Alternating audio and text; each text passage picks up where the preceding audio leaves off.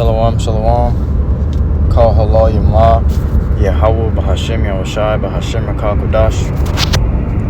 Double honors to the elders and apostles, great Muslim to teach them well. Peace and salutations be to the elect. I'm Brother Tazwa. I'm coming at you from the province of Babylon camp here in Tampa, Florida. Alright, this is in transit. It's going to be a quick lesson. Going into some of the things that's going to take place in Jacob's trouble. Alright, so you're going to have famine, running wild, pestilence also running wild. You're going to have murdering. All sin that's done in the earth is going to be amplified. Alright, which we can grab that here in GNT, 2nd Esdras, chapter 5. Alright, so this is what it says in the GNT, 2nd Esdras, chapter 5. Now we'll start at verse 2. Wickedness will increase until it has become worse than you have ever known it to be. Alright, so wickedness is going to become worse than you've ever known it to be. Now, you may have seen wicked things happen now, and before, but we're going to be in such perilous times that it's going to be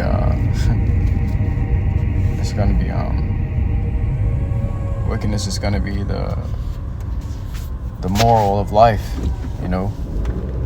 It's going to be an everyday thing. You're going to wake up and you're going to expect wickedness to be outside. Wherever you go, you're going to know that there's wickedness there. All right, you're going to try to seek to go to another city. You're going to know that there's many traps set up just to get there by wicked men and wicked women. So it's going to be a battlefield everywhere you go. All right, and especially when the persecution of the prophets comes, because this is one of the things that's going to happen first and foremost in the beginning. When things really start getting rough, first you're going to have persecution of the prophets. All right.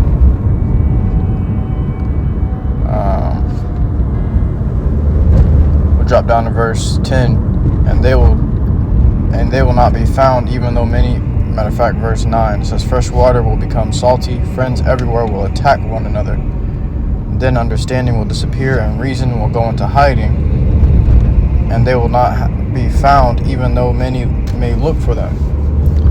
Everywhere on earth, wickedness and violence will increase. So it says everywhere on earth. So it's not just in Babylon. You think that it's going to be a troublesome time just in America? No, that's not the case. You do have a lot of the prophets here in America. Okay, but that don't mean Jacob's trouble is only going to take place in America. No, it's going to happen all over the world, because Jake is all over the world. Remember, the scriptures say they were scattered to the four corners of the earth. It didn't say they were just scattered to the west. So it said they were scattered to the four corners of the earth, which means that four corners of the earth going to feel that fire of Jacob's trouble. It says,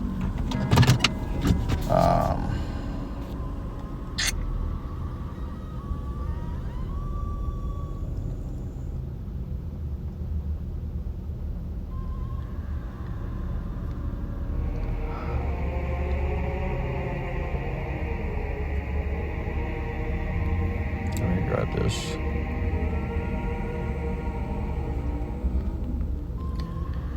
Jeremiah 30:7.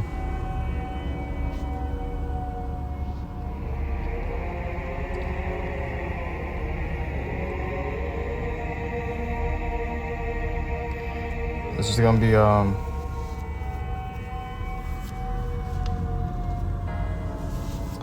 Jeremiah chapter 30 verse 7 in the NLT. In all history, there has never been such a time of terror. It will be a time of trouble for my people Israel, yet in the end they will be saved. So it says in all history, and ain't never been no time like this, man. There's never been a time that we're about to experience like this, in all history. All right.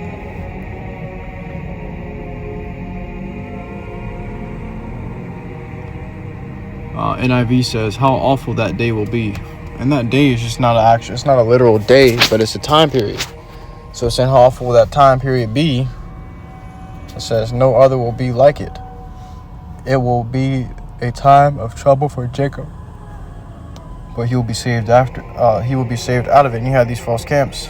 Some of these false camps saying Jacob's trouble already happened, like IUSC. They said Jacob's trouble already happened during the transatlantic slave trade. No, man, that wasn't Jacob's trouble, because you had previous times in history where we went to slavery. You know, you had the time of 70 AD. Okay.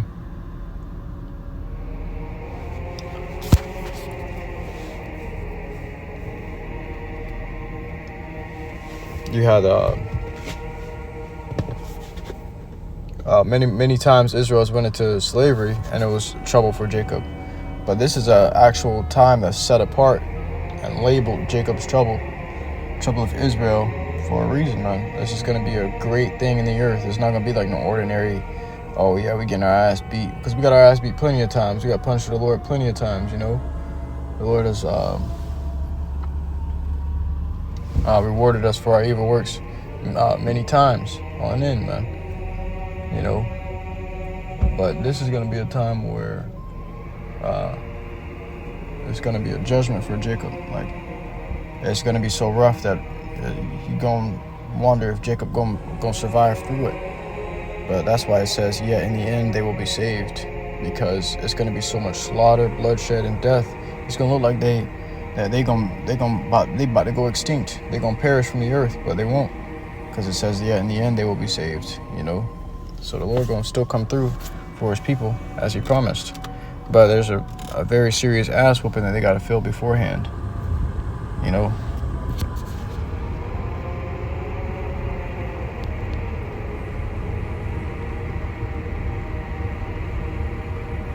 This is the book of 2nd Ezra, chapter 16 and verse 19. Behold, famine and plague, tribulation and anguish are sent as scourges for a minute.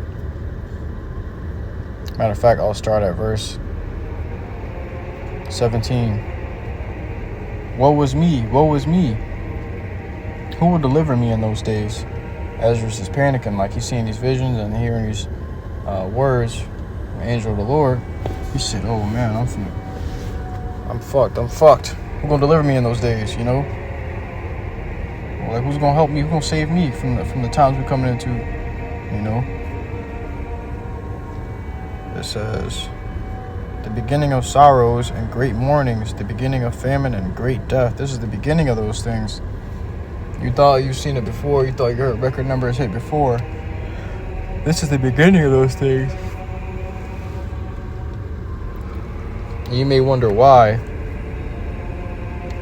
these things are happening on such a high level as they will be. It's because we're at the end of the world, man. We're at the end of Esau's rulership. We're at the end of his age. We're on Revelation 12 and 12 tells you he's going to come down having great wrath. You know, he's going to try to, like in the beginning, Genesis, the book of Genesis 25 tells you that Esau said, the days of my father Isaac are at hand, then will I slay my brother Jacob. And that's what he's been doing ever since, you know. But now he sees that his kingdom is running out. Revelation 12 and 12 tells you that, you know, he sees his kingdom's falling, so he's going to try to make a desperate attempt to keep it, to maintain. He knows that it's fallen because Israel is supposed to come up next. He knows that. So guess what? He's going to try to destroy Israel completely off the face of the earth. That's why it's going to be so. That's why it tells you it's going to be the beginning of sorrows and great mournings, the beginning of famine and great death.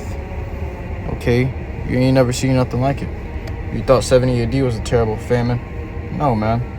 That's when Jacob's trouble hit. That's the beginning of famine. That's because that's when the famine really starting. The true famine, the true great death, the true great sorrows and mournings. These things are just now starting in Jacob's trouble when Jacob's trouble hits. And it's only going to get worse and worse until the Lord puts his place out of his misery. All right, when Jacob's trouble hits, the world ain't going to recover from it.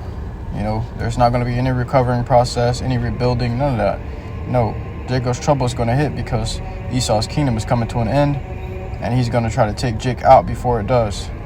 You know, so that just goes to show you we're at the end of an age, end of an eon, You can call it the end of the world, but really it's just the end of Esau's world and the beginning of Jacob's world. Okay? It says, the beginning of wars, and the power shall stand in fear. You thought you seen wars before. No, this is just the beginning of wars. You're hearing all these countries breaking out into wars now, against each other. At first, you just heard of Russia and Ukraine. Now you're hearing of all these other countries breaking out into conflict. Everybody's arguing, Nobody's having peaceful communion anymore. Because guess what? There's about to be a war. The Lord has put a spirit of war in the earth. He put a spirit of great death in the earth. Soon the spirit of famine is coming, and is even already here. That's why you got inflation happening upon all these things that's in the stores. You got inflation in the food, you got inflation on the gas, inflation on resources, inflation on your bills. Inflation is hitting from every angle, and that's because what? America's running out of countries to get resources from, and these wars are putting a costly burden on America's resources, man. So they're having trouble. They're struggling. Truth be told, they're struggling, man. Okay? But that's why everything is getting more expensive.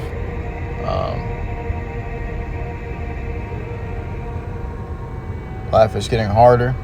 It's not gonna get any easier. It's just gonna get worse and worse until the Lord cracks the sky, But Jacob's trouble gonna be the start. It's gonna be the kickoff.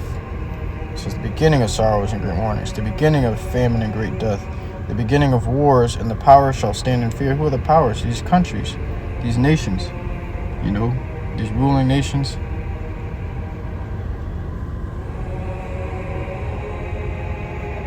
These ruling nations.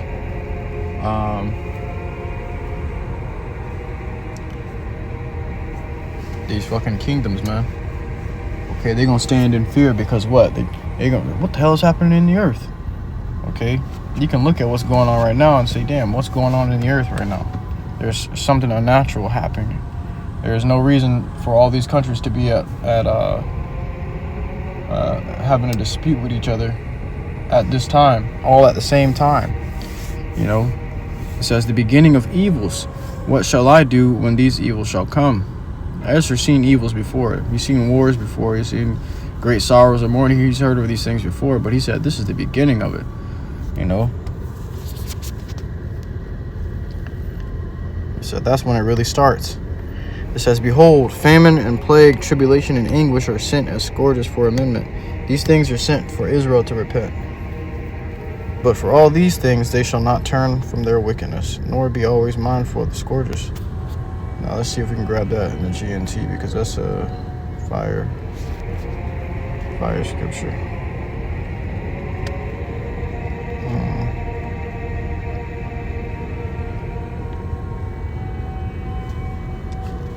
Alright, so 2nd Ezra 16 in the GNT, chapter 16. And verse. Whoo.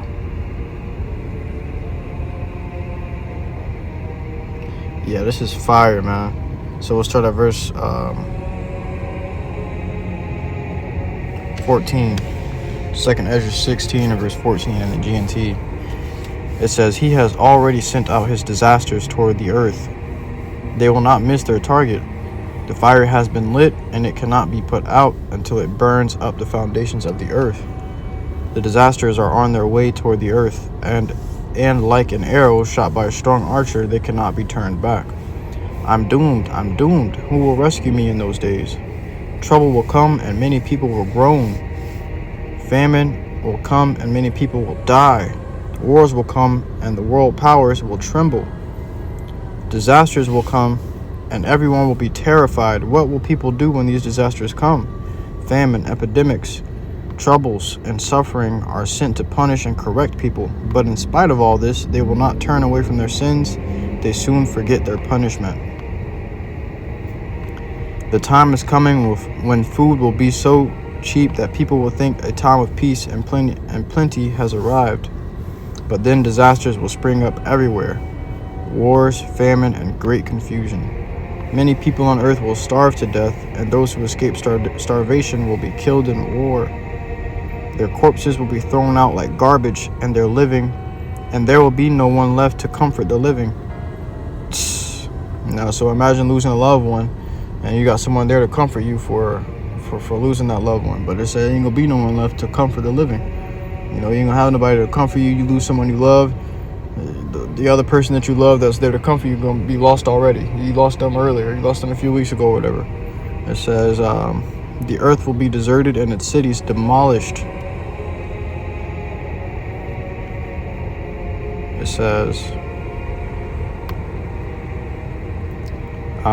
trees will bear their fruit, but there will be no one left to pick it. So like in verse 24, there will be no one left to plow the land or plant it. Verse 25 says trees will bear their fruit, but there will be no one left to pick it. Grapes will ripen, but there will be no one left to make wine. There will be desolation everywhere, and a person will long to see the face of another human being, or even to hear another person's voice. Only 10 will be left out of a whole city, and in the countryside only 2. Who have hidden, and the city is the densely populated areas, and the countryside is, more so spaced out. It says only 10 will be left out of a whole city, and in the countryside only 2 who have hidden in the forest or in caves. Look, it's going to tell you they're hidden in the forest or in the caves, because what? If you in a house, you're a target. All the houses are going to be raided. All houses are going to be plunged and devoured for the resources. People are going to scour these houses for food and medicine, pain pills and drugs, and to make them feel better in the time that they're in. You see these homeless people. What's one thing they always have in common? It's one thing that you notice the most about a homeless person is that they're always on drugs. But why are they on drugs? It's just because they're suffering. They're suffering so heavy that they want to escape from that suffering. So they get these drugs, and then they get labeled crackhead. All right, but they're using these drugs because they're suffering so horribly. So these people are gonna be raiding your house. You're gonna have crackheads raiding your houses, man. There's gonna be many crackheads in these days, and especially with that yabadoo in them and their bloodstream flowing around, they're gonna be vicious crackheads. So for all the suffering and trials and tribulations that's to come upon the earth, sins and wickedness is going to increase respectively, man. It says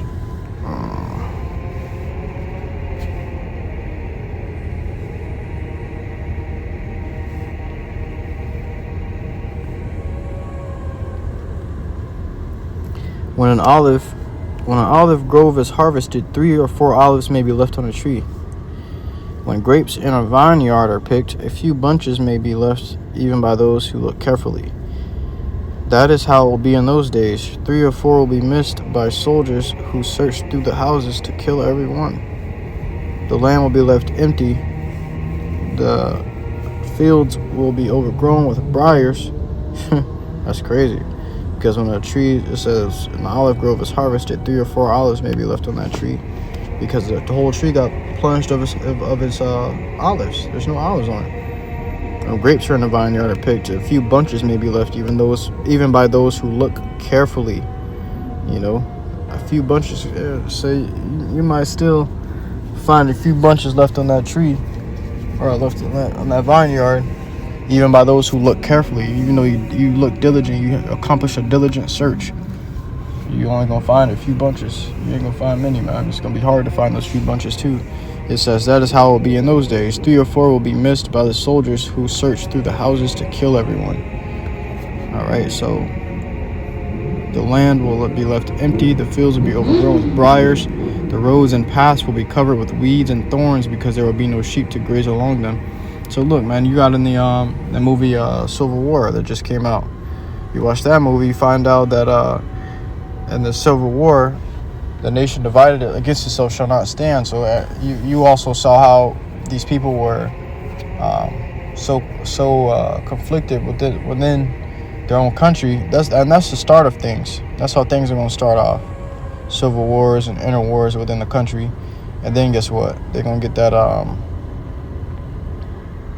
you're gonna get that those briars overgrown in the streets, the trees, And the leaves and the grass overgrowing in the streets and on the buildings, just like you see in that movie Civil War. Watch the trailer. You don't even need to see the movie. Watch the trailer. You'll see look at the setting of what's going on. You know, observe everything. You're gonna find out. Oh shit, we in for it, man. You know, and these devils know. These devils know. They read the scriptures just like we read the scriptures. You know, the scriptures say the devils believe also and do tremble. You know, so it says, young woman will be in mourning because there is no one to marry them. Wives will be in mourning because they have lost their husbands. Daughters will be in mourning because there is no one to help them. All the young men will be killed in the war, and all the married men will die in the famine. Now listen to my message, you people who serve the Lord. It is the Lord's message, so receive it and believe what he says. The disasters are approaching rapidly, and they will not be delayed. A woman in the 9th month of pregnancy may suffer labor pains for several hours, but when the time comes for the baby to be born, there is no longer any delay. Woo! In the same way, the disasters that are coming on the earth will not be delayed, and the world will groan when it is caught in its labor pains. So when the world begins its labor pains, guess what? There is no turning back. It's just going to get worse and worse until the Lord cracks the sky, man. You know? So, hey, I want to end it off on that. I truly hope this lesson was edifying. You can read the rest of this chapter if you have time, or you may find time to read the rest of this chapter. This is 2nd Ezra chapter 16 and the GNT.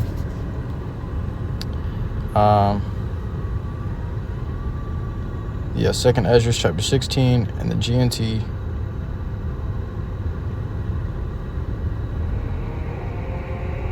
And I started at verse 17. But you can start from the top and, you know, get your whole thing and get your whole read in. It's a good read. Another thing to do is you want to compare it to the KJV so that you can understand the KJV better. Put it side by side. Also, remember to understand the meanings of the breakdowns and how they're interpreted, because one thing can mean one thing and another thing can mean another. You know, so make sure you read those side by side, and that's good for your studying. All right. So with that, I truly hope this lesson was edifying to you. Occupy our wealth to listen to the sincerity.